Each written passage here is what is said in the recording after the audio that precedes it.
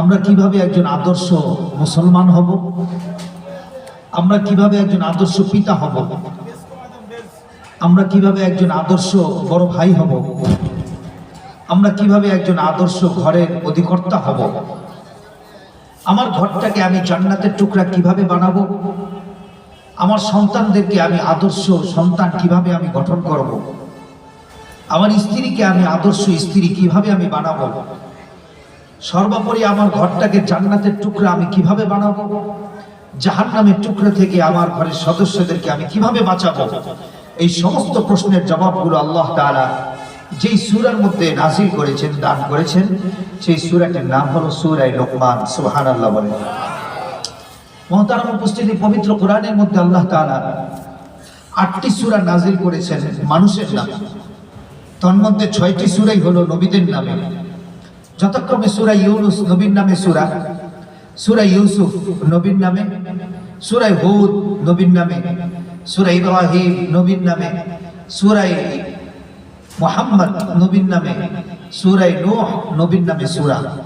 দুটি সূরা এমন আছে যেই দুটি সূরা আল্লাহ তাআলা নাযিল করেছেন মানুষের নামে, কিন্তু ওনারা নবী না, ওনারা আল্লাহ তাআলার ওলি।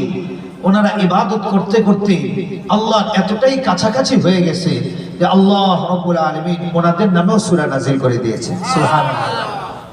একজন হলো মহিলা ওলি, একজন হলো মহিলা ওলি যার নাম হযরতে মারিয়াম আলাইহা সালাতু ওয়াস সালাম। ওনার সম্পর্কে আল্লাহ তাআলা সূরাই নাযিল করলেন।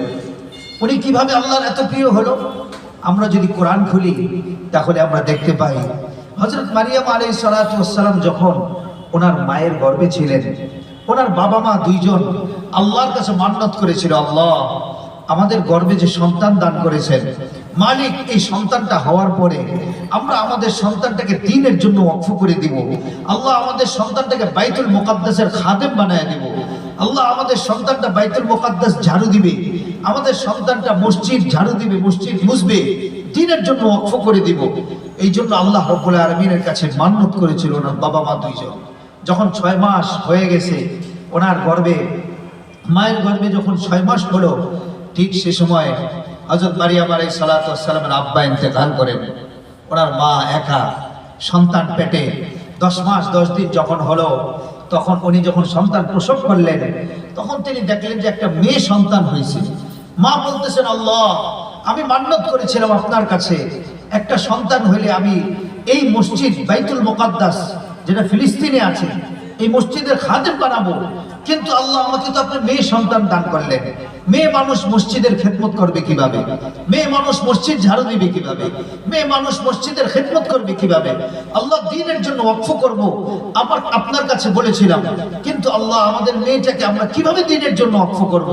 আল্লাহ রাব্বুল আলামিন তখন জিবরাইল আমিনের মাধ্যমে ওহী নাযিল করে জানায় দিয়েছিলেন, মারিয়ামের মা চিন্তার কোনো কারণ নাই, ওয়ালাইসা যাকারু কাল উনসা, এমন মেয়ে তোমার গর্ভে আমি দান করেছি যে মেয়েটাকে এক পাল্লার মধ্যে যদি রাখা হয় আর পুরা পৃথিবীর সমস্ত পুরুষদেরকে আরেক পাল্লায় রাখা হলে এই মেয়ের পাল্লা আল্লাহ রাব্বুল আলামিনের কাছে ভারী হয়ে যাবে। সে মহিলা, কিন্তু মেয়ে হওয়ার পরও, মহিলা হওয়ার পরও আল্লাহর ওলি হয়ে গেছেন। কিভাবে তিনি আল্লাহর ওলি হলেন? উনি প্রাপ্তবয়স্ক হওয়ার পর থেকেই হযরত মারিয়াম আলাইহিস সালাতু ওয়াস সালাম পর্দার মধ্যে চলে গেছেন, কোনো পুরুষের সাথে দেখা করেন না। আবার রাত্রে হলে তিনি নামাজে দাঁড়িয়ে যায়, রাত্রে হলে তিনি তাহাজ্জুদে দাঁড়িয়ে যায়, রাত্রে হলে আল্লাহ রাব্বুল আলামিনকে সিজদা দিতে দাঁড়িয়ে যায়।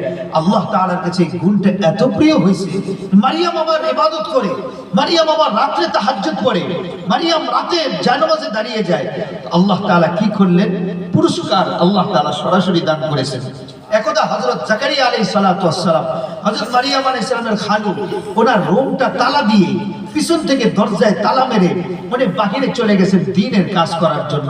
জাকারিয়া আলাইহিস সালাম, মারিয়াম আলাইহিস সালামের খালু, বাবা তো ইন্তেকাল করছে, দরজা জানালা তালা দিয়ে, মারিয়ামের গেট তালা দিয়ে তিনি চলে গেছেন দূরে, যে আমি দূর থেকে এসে আবার মারিয়ামের দরজা খুলবো। উনি চলে গেছেন দ্বীনের দাওয়াতে কাজ করার জন্য। অনেকক্ষণ পরে হযরত জাকারিয়া আলাইহিস সালাতু ওয়াস সালাম আসলেন, এসে দরজা খুললেন, ভিতরে প্রবেশ করলেন।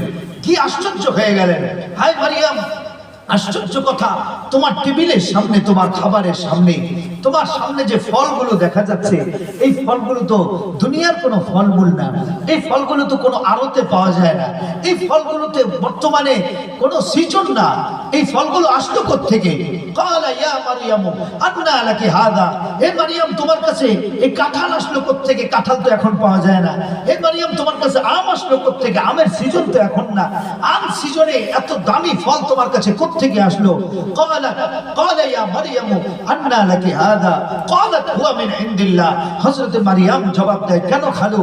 যেই আল্লাহর কদমে আমি রাত্রে সিজদা দিয়েছি সেই মাওলা পাক আমাকে সরাসরি জান্নাত থেকে ফল আমার ঘরে পাঠিয়ে দিয়েছে।